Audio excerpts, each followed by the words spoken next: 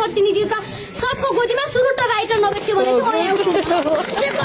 तपाईँ डाइरेक्टली प्रश्नले मागेको आन्सर दिनु होला। अनावश्यक कुरा हामीलाई पनि ठिक लाग्दैन।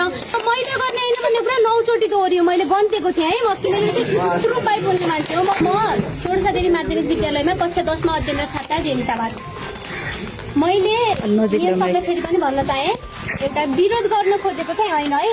सुन्नुहोस्, छोराछोरी रोयो भने चाहिँ पर्यो भने चाहिँ बाबालाई भन्छन्। तपाईँ हाम्रो बाआमा सरहको मान्छे हो, अग्रज हुनुहुन्छ, त्यही भएर हजुरलाई भन्न चाहेको। यो विरोध गर्न खोजेको पनि होइन। तपाईँले अघि नै भन्नुभयो, मलाई एउटा कुरा फेरि याद आयो। एउटा नगरपालिकाको त्यो एउटा कार्यक्रमको एक कुरा याद आयो। तपाईँले जतिखेर त्यो के अरे गेहेन्द्र डाङ्गेले त्यो गुड्काको कुरा निकाल्नुभयो थियो, त्यतिखेर त्यो कुरा निकालेर मलाई एउटा कुरा याद आयो।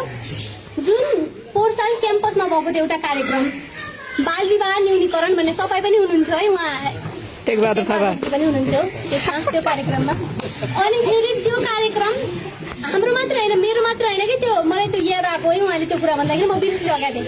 त्यति बेला चाहिँ त्यो भएको थियो वक्तित्व कला भएको थियो किशोर किशोरीमा। अनि सम्पूर्ण 14वटै वडाका सम्पूर्ण जतिवटा स्कुलहरू छन् त्यो स्कुलहरूमा एउटा विद्यार्थीलाई छान्ने त्यो गरेर, त्यो छानेर अनि त्यसपछि नगर स्तरीय बनाउने भन्नुभएको थियो। अनि त्यसपछि त्यो कार्यक्रम ठ्याक्क ठिक 1 वर्ष पुग्यो, त्यो भएको छैन आजसम्म। अनि तपाईँले अघि धेरै कुराहरू मैले के सुने भने चाहिँ तपाईँको एउटा आन्सर त्यो मैले गर्ने होइन भन्नुभयो होइन। धेरै कुराहरूमा त्यो मैले गर्ने होइन भन्ने कुरा 9 चोटि दोहोरियो। मैले गन्तेको थिएँ है, म किनकि प्रुफ बाई बोल्ने मान्छे हो। म त्यस्तो बोलेको थिएँ 9 चोटि भन्नुभयो। तपाईँले गर्ने होइन भनेपछि तपाईँ हामीहरूको सबको अग्रज तपाईँ हुनुहुन्छ। अनि तपाईँले गर्ने मैले गर्ने होइन तपाईँले भन्नु, उपमेयरले मैले गर्ने होइन भन्दा भन्दै त त्यो काम कसैले नगर्ने हुन्छ।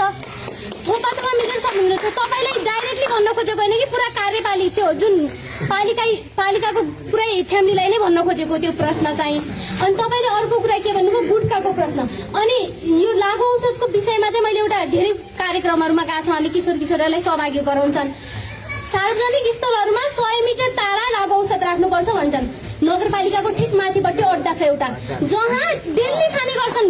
अनि म एकदिन यो एउटा ठाउँमा मेरो कार्यक्रम थियो, त्यहाँबाट जाँदै गरेको थिएँ। 7-8 जना यी जो टेपीहरू हाम्रो उसमा भन्ने त्यहाँ गाँजाहरू खाइरहेको थिएँ। त्यहाँ हिँड्न सक्ने माहौल थिएन, हामीले यसरी हिँड्नु पर्थ्यो अनि जिस्काइरहन्थे। अनि त्यो माहौल त्यहाँ थियो। र अर्को कुरा, विद्यालयको नजिकै पनि बेच्छन्। अनि किन यो पालिकाको यो ध्यान आकर्षण भएन यो कुराहरूमा? अरू कुराहरूमा तपाईँहरू धेरै चासो हुन्छ। अनि सेफ छैन, हामी किशोरहरू सेफ छैन। यसै कारणले दिनौदिन बलात्कार अनि अन्य हिंसाहरू घट्न जान्छन्। त्यो हिंसाको पनि तपाईँहरू जवाब दिए। यदि मैले होइन त्योमा पनि मैले होइन भन्नुहुन्छ भने चाहिँ तपाईँको के काम चाहिँ के छ? हामीले स्वयं आफैले गर्ने, तपाईँ त अग्रज व्यक्ति हुनुहुन्छ। तपाईँले यदि तपाईँ अब हामीभन्दा धेरै अग्रज पनि हुनुहुन्छ। तपाईँ हाम्रो बाआमा सरहको मान्छे हो, किनभने चाहिँ छोराछोरीलाई दुख्दा बाआमालाई भन्ने हो। तपाईँ त्यसमा हिचकिचाउने कुराहरू छैन। विरोध गर्न खोजेको होइन, हामीले आफ्नो आवश्यकता र हामीले चित्त नबुझेको सुझाव र जिज्ञासा मात्र पोखेको हो। तपाईँ डाइरेक्टली प्रश्नले मागेको आन्सर दिनु होला। अनावश्यक कुरा हामीलाई पनि ठिक लाग्दैन। र त्यो लागु औषध विषयमा चाहिँ त्यहाँ चाहिँ ध्यान आकर्षण हुनुपर्छ।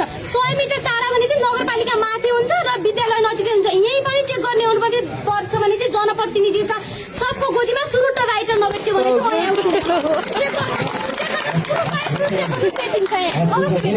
धन्यवाद।